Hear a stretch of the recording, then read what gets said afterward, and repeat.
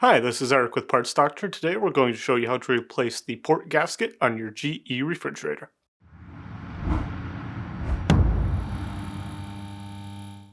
If you need to purchase a new port gasket for your refrigerator, check out our website, partsdoctor.com, where we sell parts for all major appliance brands. The port gasket is located here on the inside of the left door. To remove, firmly pull the gasket away from the duct on the door. Then slip the gasket off the collar.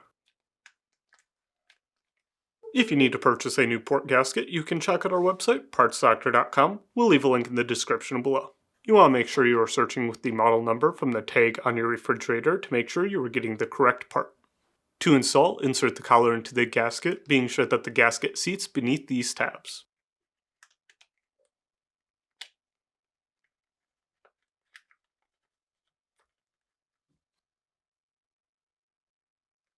Then, align the assembly to the refrigerator housing and press until it snaps into place.